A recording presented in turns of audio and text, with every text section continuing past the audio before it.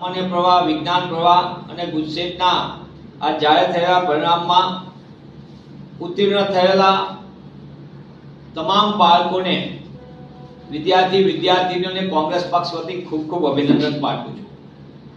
આ પરિણામમાં જે રીતે એનાલિસિસ આવ્યું છે, બોર્ડે પોતે બહાર પાડેલી બુકલેટમાં કોમર્સની અંદર 10% ઓછા પરિણામ ધરાવતી શાળાઓની સંખ્યામાં ઉમેરો થયો છે. એટલે ગત વખતે 19 શાળા હતી, આ વખતે 21 થઈ. સરકારને વિવાદ થયો તો 0% વાળી શૂન્ય પરિણામ ધરાવતી શાળાઓનું દર વખતે કોલમ આપવામાં આવતું. આ વખતે 0 પરિણામ ધરાવતી શાળાનું કોલમ જ કાઢી નાખવામાં આવ્યું છે, જેથી કરીને માહિતી આપો તો એનાલિસિસ થાય ને. સાથોસાથે દિવ્યાંગ ઉમેદવારની સંખ્યામાં પણ જે 20% પાસિંગ સ્ટાન્ડર્ડથી પાસ થનાર દિવ્યાંગ ઉમેદવારની સંખ્યામાં પણ ઘટાડો થયો છે. સાથે વિજ્ઞાન પ્રવાહના પરિણામની અંદર 10% કરતા ઓછું પરિણામ ધરાવતી શાળાઓની સંખ્યામાં પણ ઉમેરો થયો છે.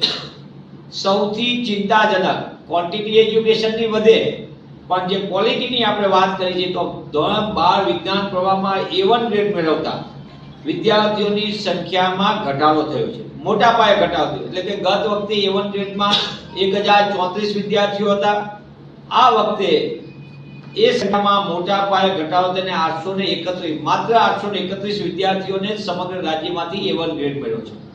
આમ સમગ્ર દ્રષ્ટિએ પરિણામમાં હું આપના માધ્યમથી સરકારને વિનંતી કરું છું કે સરકાર ખાનગી શાળાઓની સંખ્યામાં અતિ ઉમેરો થયો, ખાનગી શાળાઓને કોચિંગનો રાખવો ફાયદો, પણ જે ક્વોલિટી એજ્યુકેશન માટે ચિંતા કરવાની જરૂર છે એ દિશામાં પણ સરકાર કશું વિચારે તો એ આવકારદાયક બનશે. સાથે સાથે વિજ્ઞાન પ્રવાહના A ગ્રેડના એટલે કે જે રીતે એ ગ્રુપના વિદ્યાર્થીઓની સંખ્યા જોતા સ્પષ્ટ દેખાય છે ગત વખત કરતા પણ સંખ્યામાં ઘટાડો છે. પરિણામ લગભગ નજીકથી સારું છે.